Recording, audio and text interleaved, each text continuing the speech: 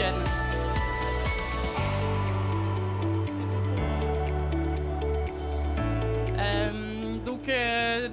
Bonjour à tous. Merci d'être présents aujourd'hui sur le stand PwC, donc à cette table ronde qui a pour sujet la mixité dans la tech, comment les jeunes peuvent s'engager avec Jamais sans elle. D'ores et déjà voir.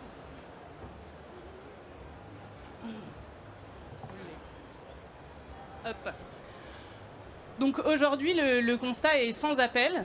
29% des emplois du numérique sont pourvus par des femmes seulement, d'après une étude datant de 2020.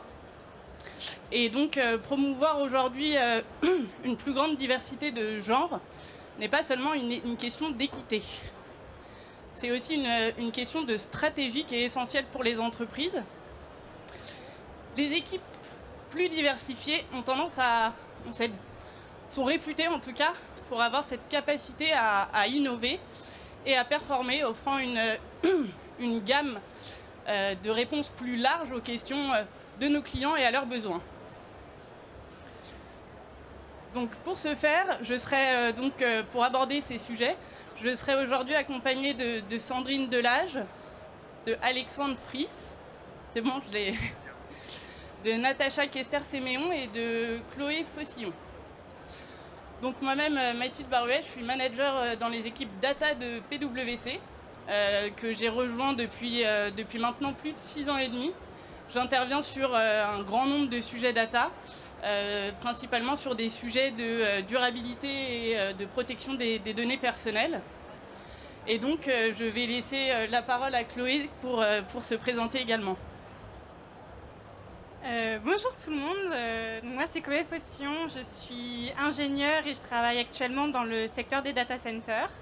J'ai fait l'ENSET et je suis actuellement membre actif du pôle junior de Jamais sans elle. Bonjour, je suis Natacha Kester-Séméon, je suis cofondatrice du mouvement Jamais sans elle avec Tatiana F. Salomon qui est au premier rang ici, là, et je suis par le passé entrepreneur dans le numérique. Bonjour à tous, je suis Alexandre Fries. Je suis élève ingénieur dans une école qui s'appelle l'ESPCI. Je suis vice-président de la JE de mon école et membre actif du pôle junior de Jamais sans elle. Bonjour à tous, bonjour à toutes. Donc Sandrine Delage, je suis senior advisor dédiée à l'inclusion dans la tech au sein de BNP Paribas. Et j'ai créé un collectif qui s'appelle Women and Girls in Tech avec donc 3 acteurs.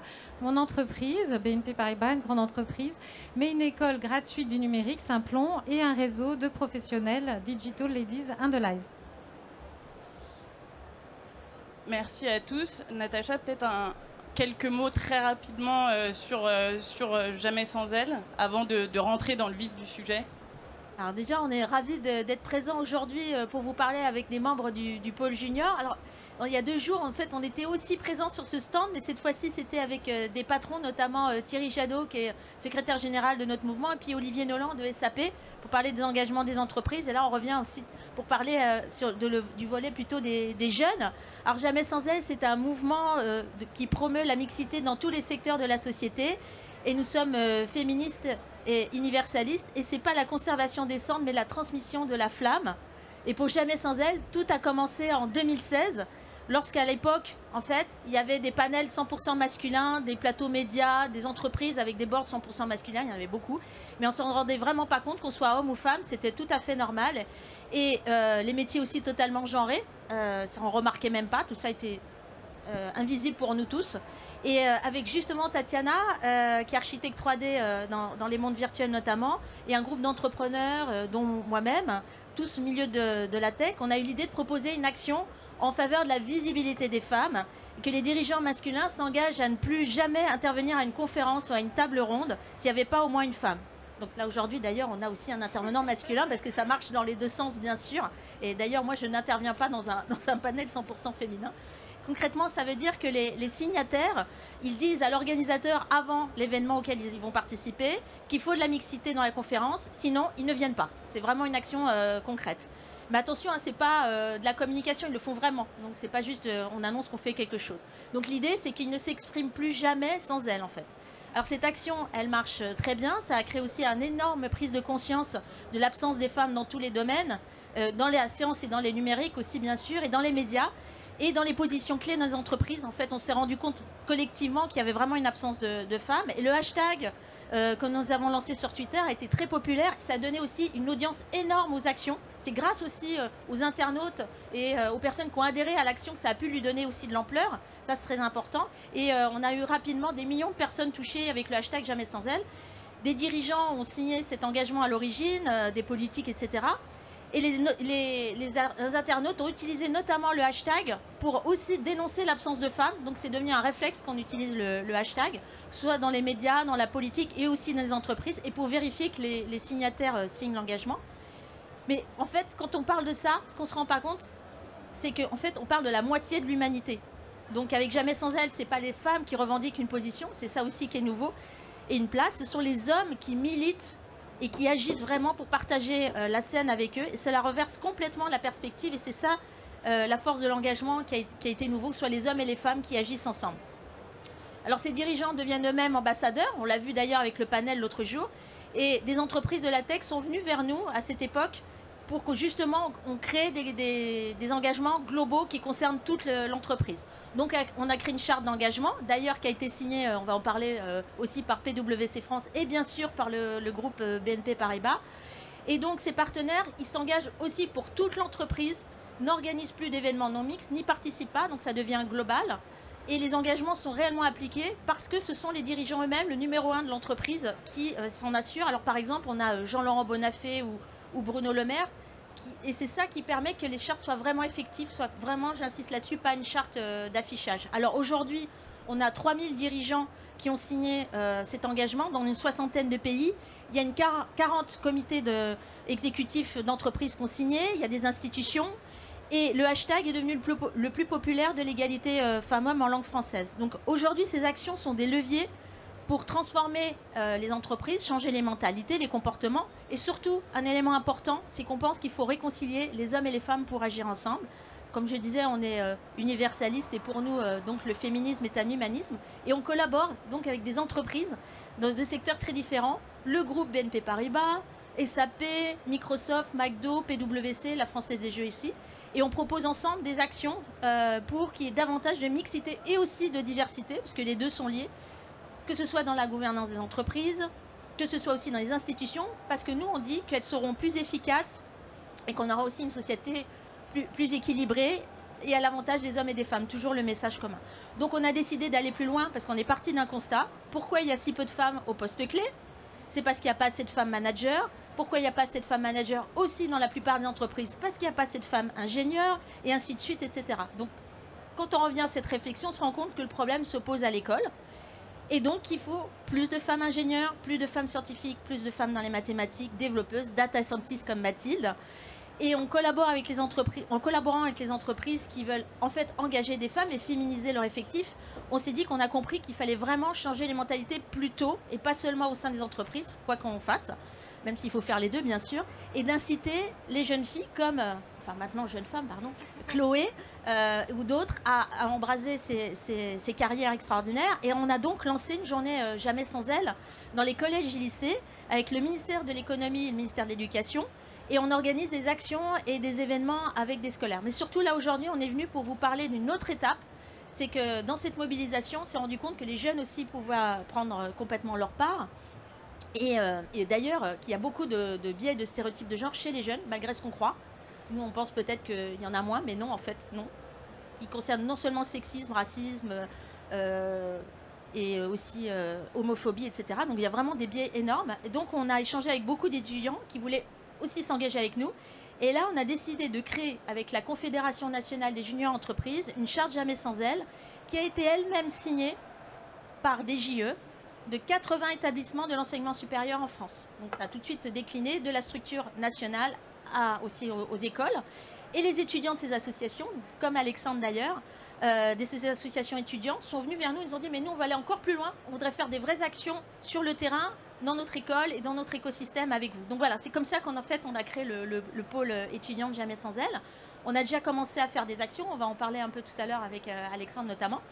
Donc l'idée c'est quoi? De faire des événements que les jeunes organisent eux-mêmes, des étudiants, des interventions, des ateliers de sensibilisation, un peu comme font les entreprises en fait.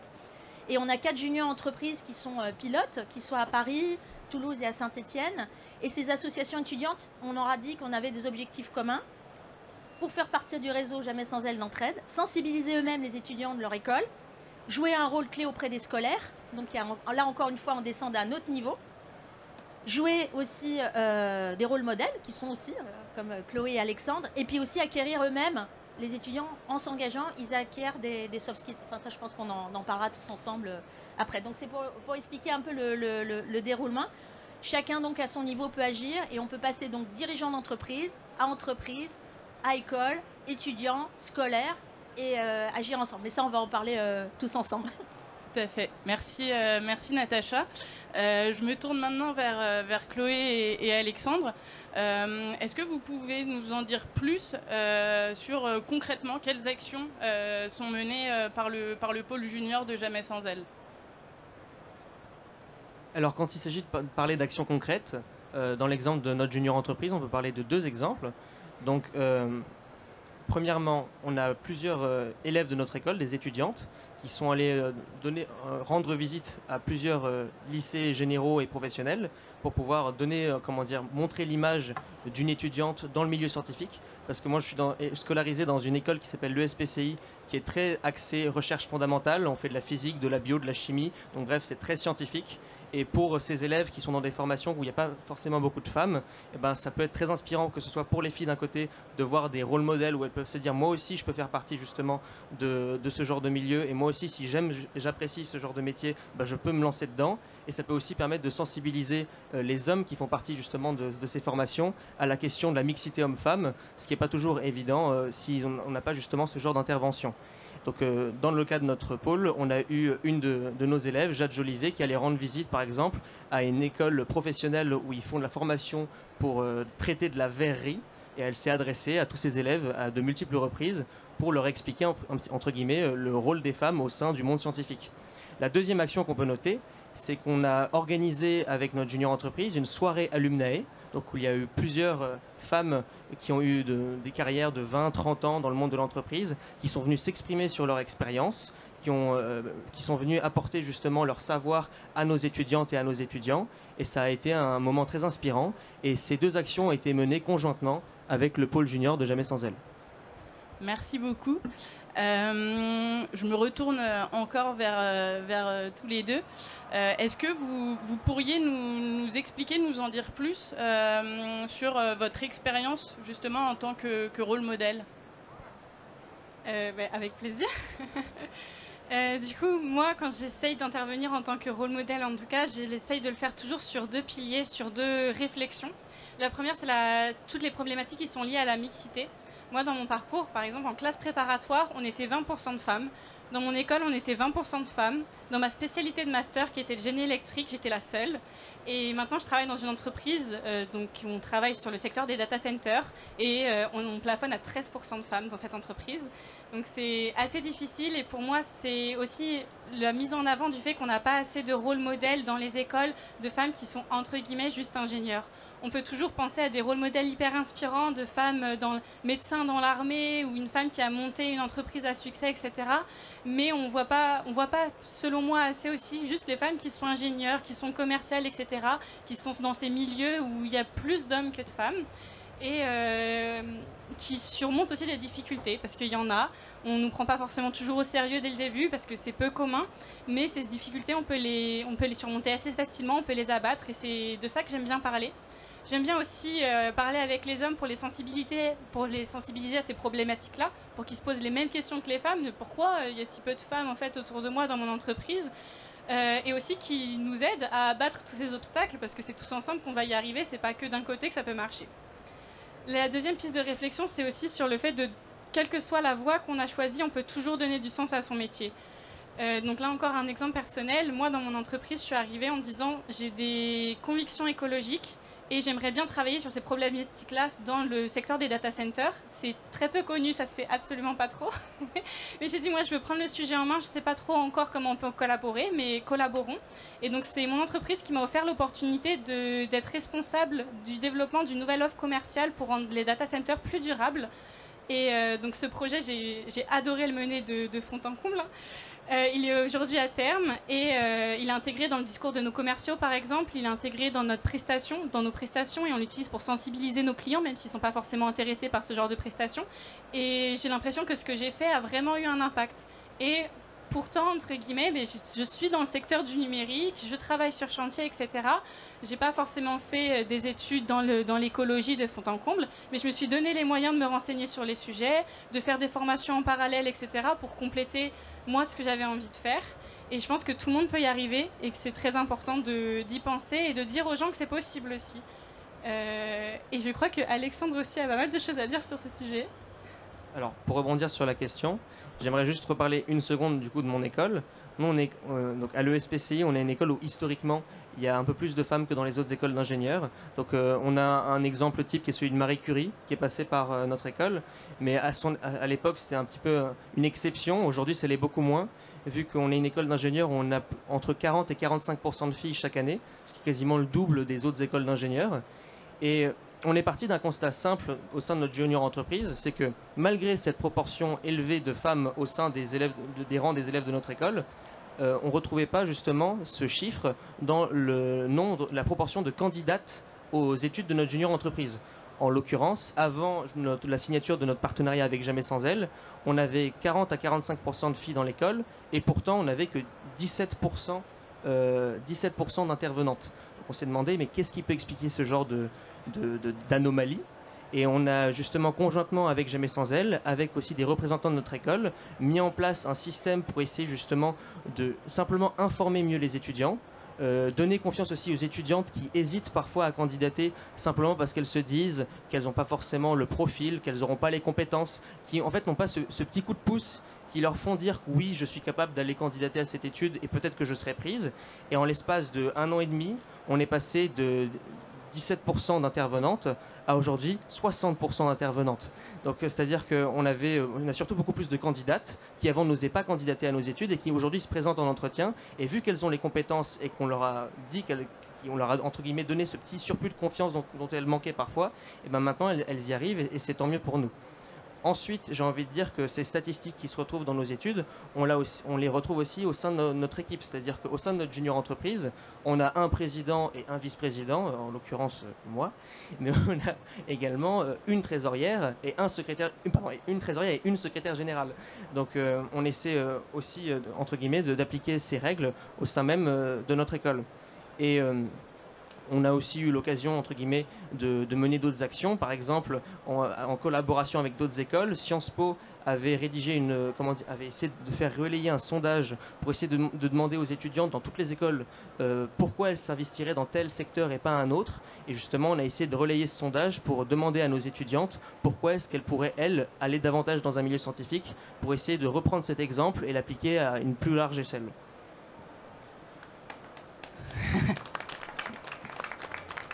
Merci à tous les deux. Je me tourne vers toi, Sandrine, maintenant. Est-ce que tu peux nous expliquer, nous présenter les dispositifs qui ont pu être mis en place chez BNP Paribas et leur importance pour justement promouvoir la mixité et l'équité femmes-hommes? Oui, tout à fait. Je voudrais quand même rajouter un commentaire personnel parce que je fais partie des tweetos et des internautes qui ont tagué Jamais sans elle dès le début. Et je dirais que pour moi, c'est très important de pouvoir relier mes convictions personnelles et professionnelles.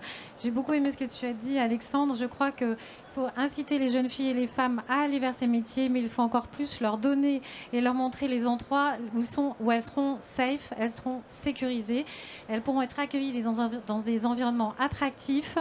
Et franchement, c'est la charte Jamais sans elle qui est un indicateur pour moi et un signe pour toutes ces jeunes filles et ces femmes d'aller vers ces environnements techniques. Merci beaucoup à vous. Alors, sur les actions, eh bien, ce que j'aime aussi, c'est que les collaborateurs, du coup, eh bien, se sont engagés pour Jamais sans elle. C'est-à-dire que ce n'est pas seulement une signature du directeur général que tu as cité, Jean-Laurent Bonafé, mais en fait, la signature de Jamais sans elle s'est propagée, a voyagé dans 24 pays avec 700 cadres dirigeants qui l'ont signé, dont 70% d'hommes. Et c'est bien nous, quand on est un grand groupe, comment on peut être traversant dans toutes les entités de BNP Paribas. Et Jamais sans elle est un indicateur, encore une fois, d'une politique plus globale avec beaucoup d'initiatives. Je n'ai pas donné toutes les initiatives, mais l'idée, c'est d'être au plus près des jeunes filles et des femmes à tous les points de leur moment de carrière ou même lorsqu'elles sont jeunes. Vous avez parlé des professionnels qui viennent visiter les écoles et les collèges. Il y a une personne qui est dédiée à la relation école. Et puis rien que ça, d'avoir des fiches de poste qui soient inclusives, qui soient accueillantes. S'il n'y a que des hommes qui se proposent à une fiche de poste tech, attendre qu'il y ait des femmes autour de la table pour pouvoir choisir en toute compétence. Voilà, je pourrais vous citer beaucoup d'éléments. Et je terminerai par notre engagement auprès des associations. Donc il y a eu un budget de 1,1 million d'euros sur 3 ans pour encourager des associations dédiées à la mixité dans le numérique. Parce que nous, grandes entreprises, c'est pas toujours facile d'aller auprès des femmes réfugiées, par exemple, Sistec, des femmes et des personnes loin de l'emploi, comme pour Simplon. Et dans le cadre du collectif Women and Girls in Tech, où il y a Simplon partie prenante, on organise aussi pendant 4 jours des animations au sein de Vivatech, dont cette année sur le gaming. J'en profite parce que le gaming, c'est le premier environnement souvent que les jeunes filles découvrent, l'environnement tech. Il y a beaucoup de sexisme, de cyberharcèlement. Et donc, on a travaillé avec l'association Women in Games. Et tout à l'heure, j'en profite, mais à 16h, nous sommes en train de danser normalement sur le stand BNP Paribas avec la championne olympique de gaming de Just Dance, que vous pourrez retrouver aussi à 17h30 à la Discovery. Parce que le gaming, c'est aussi fun. Et je terminerai là-dessus. La tech, c'est quand même génial. C'est 150 métiers passionnants. On s'amuse, on apprend. Tu parlais d'apprendre par toi-même. Et c'est ça qu'on a envie de garder seulement. Et, et de pouvoir le faire en toute sérénité et en toute passion. Merci, merci Sandrine. Je vais rebondir pour faire un petit focus sur donc PwC et les dispositifs également qui existent. Donc comme tu le disais Natacha, donc PwC est signataire de la charte Jamais sans elle. Comme tu le disais toi Sandrine, la charte, d'être signataire de la charte Jamais sans elle ne se limite pas à une présence durant des événements. C'est un ensemble de dispositifs, c'est une volonté d'aller dans la bonne direction pour promouvoir aussi l'équité femmes-hommes et la mixité dans les métiers de la tech. Et donc pour ce faire, chez PwC, il y a un grand programme qui a été lancé, qui s'appelle le programme SEED, qui a plusieurs objectifs. Donc d'une part, accélérer le développement de carrière des talents féminins de PwC, encourager également l'entraide entre les femmes et enfin valoriser les différents styles de leadership et les différents modèles de réussite. Donc comment ça se traduit? On a 5 champs d'action. D'une part l'upskilling, donc pour accompagner les femmes, les talents féminins de PwC dans leur montée en compétences, que ce soit dans le leadership, les prises de parole, le charisme au féminin. Ensuite on a un axe sponsoring, pour que les membres des comités de direction sponsorisent, accompagnent les femmes de PwC qui ont été identifiées comme Key Talent. Ensuite, on a une partie mentorat. On a donc ce programme qui permet à des collaborateurs expérimentés, et je rebondis sur l'importance de l'implication des hommes. On a aussi bien des mentors hommes que des mentors femmes, pour justement encourager et soutenir les femmes qui ont candidaté à ce programme dans leur carrière, les accompagner, les conseiller tout au long de leur carrière. Ensuite, on a cette partie rencontre inspirante sur laquelle je reviendrai juste après. Et la dernière partie, networking. Et ces 2 champs-là sont couverts par une seconde initiative qu'on appelle les Women In. Donc, dans chaque BU de PwC, des Women In sont organisés. Donc, en ce qui me concerne, ce sera Women In Data et IA. Et donc c'est à l'échelle de chaque BU, et en fait l'idée c'est de mettre en place un espace de libre-échange, de libre discussion entre les femmes, de faire intervenir des femmes associées par exemple, pour qu'elles nous expliquent leur parcours, les difficultés qu'elles ont rencontrées, comment elles les ont contournées aussi. Donc il y a vraiment cette idée de modèle de réussite, Et ça nous permet à nous aussi de prendre ce qui nous intéresse d'un côté, de prendre ce qui nous intéresse de l'autre. On fait également intervenir des hommes sur ces Women In. Leur regard est important. Pour beaucoup, ils se sentent vraiment très concernés. En tout cas, au sein de notre BU, c'était le cas. Parce que entourés de femmes, parce qu'ils sont papas ils ont des filles, ils ont des sœurs, et ils sont tous vraiment conscients qu'on a beaucoup de progrès à faire là-dessus. Et donc pour chiffrer un petit peu où on en est chez PwC, aujourd'hui on a 48% de femmes dans les effectifs de PwC, on a 37% de femmes au sein du top management, donc ces chiffres-là sont perfectibles. Mais on a un index de proportionnalité des promotions qui est quasi à 100%. Donc voilà, le travail a été initié. Maintenant, il faut continuer d'aller dans cette direction pour toujours faire mieux et atteindre l'équité femmes-hommes. Donc pour finir, je vais regarder.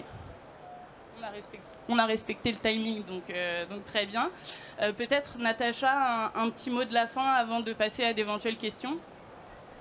Il y avait un message particulier aujourd'hui en prenant la parole avec des membres de notre pôle junior pour les jeunes qui sont présents. C'est qu'en fait, on entend des constats sur l'égalité femmes-hommes ou sur d'autres sujets. Des fois, on se demande qu'est-ce qu'on peut faire vraiment. Alors, nous, à notre échelle, on essaye aussi d'accompagner des jeunes, parce qu'il y a aussi beaucoup de biais sur les représentations des jeunes. Hein. Parce qu'on parle de stéréotypes, il y en a aussi, on dit qu'ils ne veulent pas l'agir ou ceci ou cela. Donc nous, on est dans l'idée de transmission. Nous, on veut faire émerger avec Tatiana une nouvelle génération de leaders, les accompagner, leur donner la parole. On prend la parole ensemble, on organise des événements ensemble. Nous-mêmes, on se déplace. On a l'idée d'une transmission et on pense qu'on peut agir collectivement. On n'a pas besoin d'attendre que ça vienne d'institutions ou de partis politiques. On sait qu'il y a une défiance aujourd'hui de plus en plus dans les institutions aussi. En fait, on peut se prendre en main nous-mêmes. Et nous, on est là aussi pour répondre à cet élan, à l'accompagner, parce qu'on peut agir. Il n'y a pas tout le temps à avoir un constat négatif sur les choses.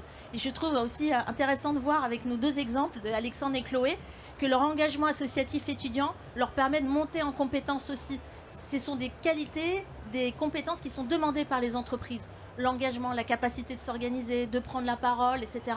Et ça enrichit aussi votre parcours. Donc engagez-vous dans ce que vous voulez, mais déjà ça va vous donner des compétences nouvelles. Si vous voulez vous engager sur des questions de société comme l'égalité ou l'écologie, c'est possible aussi. Et les entreprises recherchent ces profils.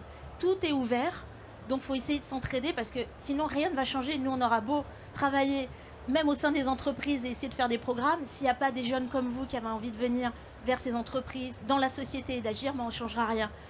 C'est très important aujourd'hui parce qu'on entend trop des discours de séparation, de discussion, d'opposition. Et nous, on est là vraiment pour essayer de nous unir. Donc c'est vraiment notre mot. Et on est ravis vraiment d'avoir des membres comme Chloé et Alexandre. Peut-être on peut leur donner un petit mot de la fin aussi, si on a le temps. Ouais. Alexandre, tu voulais reparler un petit peu aussi des compétences aussi, c'était un point important.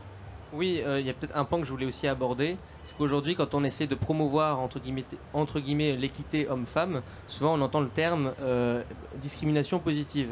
Alors dans notre cas, ce n'est pas de la discrimination positive, c'est-à-dire que on essaie simplement de donner justement une impulsion aux candidates qui hésitent justement à candidater parce qu'elles entre guillemets, on ne leur a pas donné suffisamment confiance en elles pour pouvoir justement effectuer ce processus. Mais si elles sont sélectionnées, ce n'est pas en leur simple qualité de femme entre guillemets, mais c'est parce qu'elles sont compétentes, c'est pour leur profil, c'est pour le travail qu'elles vont apporter, et on ne va pas sélectionner un intervenant ou une intervenante sur ce critère-là. Simplement, ces indicateurs nous permettent justement d'établir une tendance qui ne peut être que bénéfique à notre structure. Et donc c'était juste le point que je voulais ajouter à mon discours.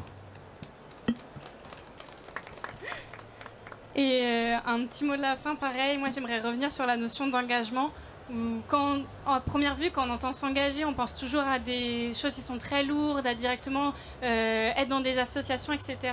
Mais pour moi, s'engager, c'est aussi juste s'exprimer, que ce soit par des actions ou par des mots tout simples. Aller voir des acteurs autour de vous, leur parler de vos convictions, etc. Comment vous pouvez les mettre en place. Ça peut être votre entreprise, mais aussi votre école, etc. Je pense que c'est très important et c'est ça qui fait la différence pour moi. Merci beaucoup.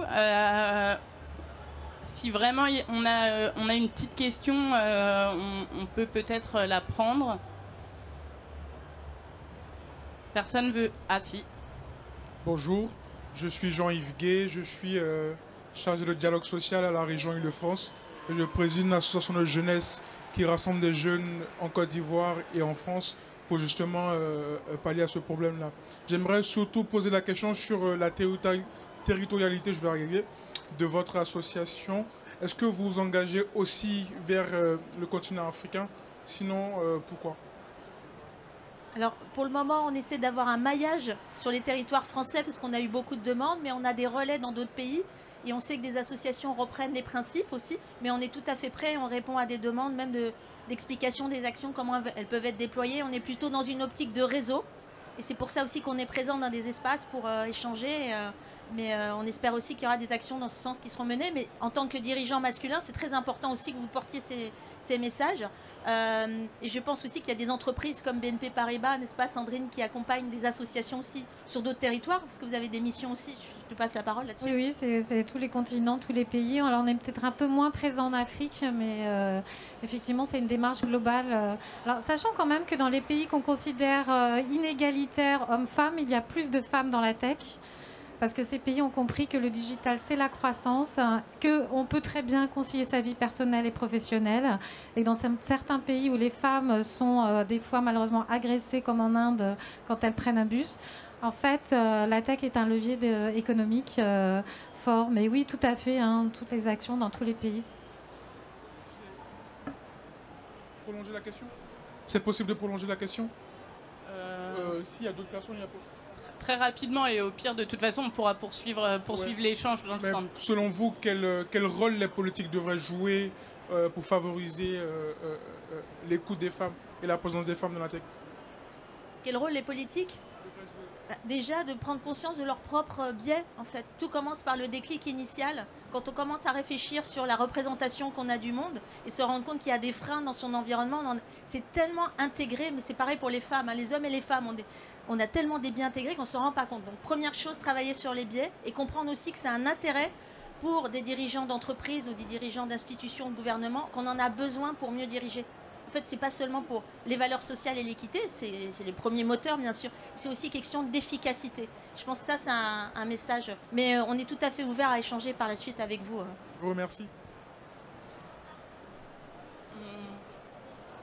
Je suis désolée. Pour les autres questions, on pourra voir ça sur le stand. On répond aux questions après, si vous voulez. On est là avec la présidente Tatiana. Et merci à tous pour votre présence et pour votre participation à cette table ronde. Et merci aux participants également. Merci à vous. N'hésitez pas à rejoindre le pôle étudiant si vous le souhaitez. Merci.